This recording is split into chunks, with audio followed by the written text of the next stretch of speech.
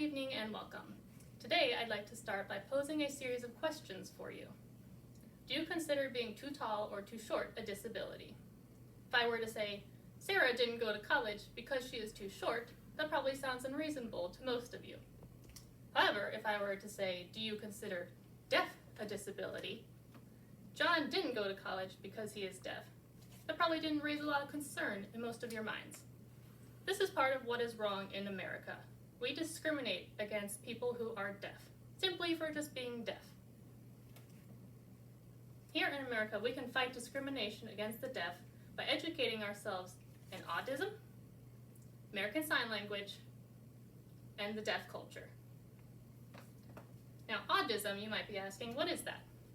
Autism is discrimination or prejudice against individuals who are deaf or hard of hearing. Just like racism judges people based on race, and sexism judges people based on whether they are male or female, autism judges people based on if they can hear or not. A quote from Dirksen L. Bauman's book, Open Your Eyes, says, autism, like racism and sexism, insists that inherent biological factors determine individual traits and capacity. The loss of choice is largely the result of the social construction of what it means to be deaf, the result of autism, rather than any sensory limitation that deaf people have. In that sense, our society largely creates the problem of being deaf. Here in America, at least 10% of the population is deaf or hard of hearing. That's 1 in 10 people, 10 people out of 100. That's a lot of people when you add up our whole population here in America. And here, we don't really help them. We expect them to adapt to our hearing culture instead of making it easier for them to live within us.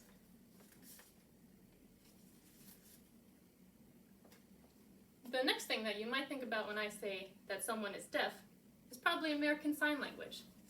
American Sign Language is a real language, just like English, French, Japanese, Spanish, insert any other language here is a real language. So is American Sign Language. A quote from Thomas K. Holcomb's book, Introduction to American Deaf Culture, says, "For years, misconceptions about ASL were prevalent. It was long believed that signs were just English words and grammar represented on the hands.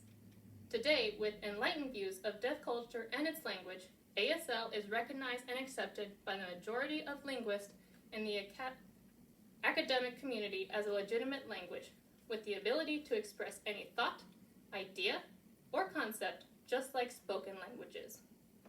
ASL possesses a compositional structure at all linguistic levels."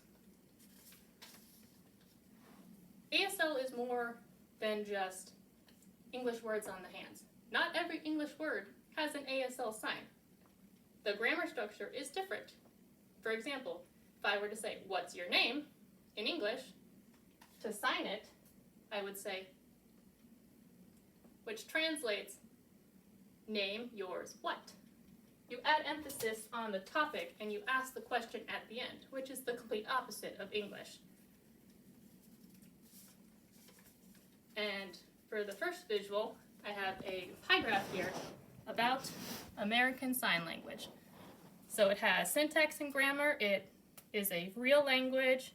In different regions, they have different dialects, just like you can tell when someone's from the South or from Boston based on how they talk. ASL is a visual language instead of auditory. ASL is a living language. It's always changing, just like how we create words in English, they create different signs, and they change their signs in sign language. And my last point that we need to educate ourselves on is deaf culture.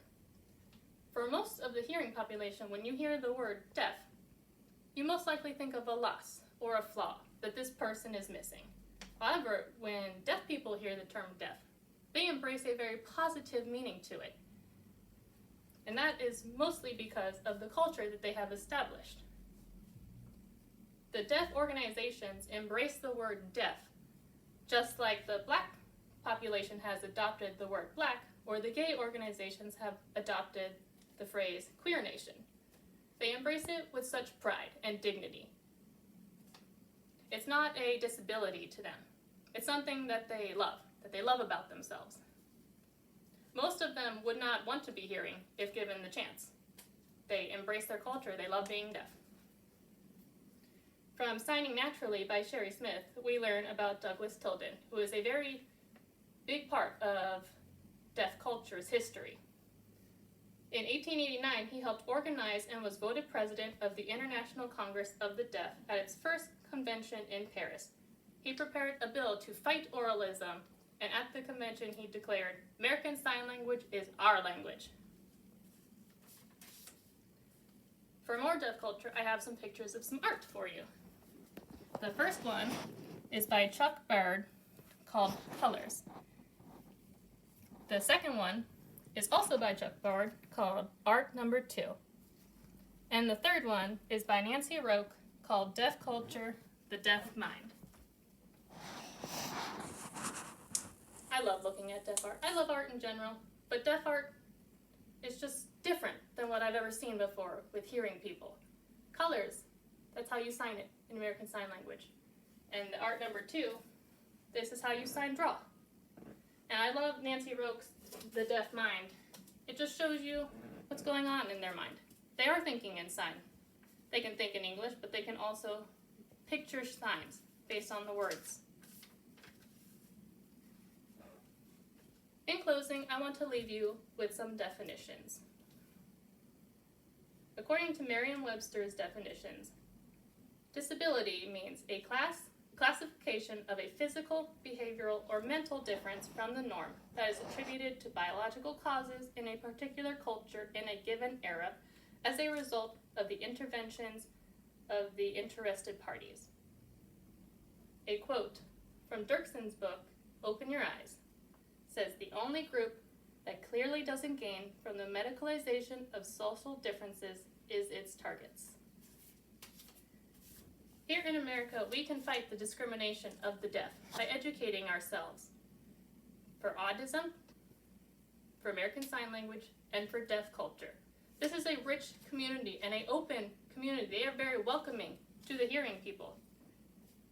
They want to help you learn so that way you can learn more about them and understand them, and then we can better help them.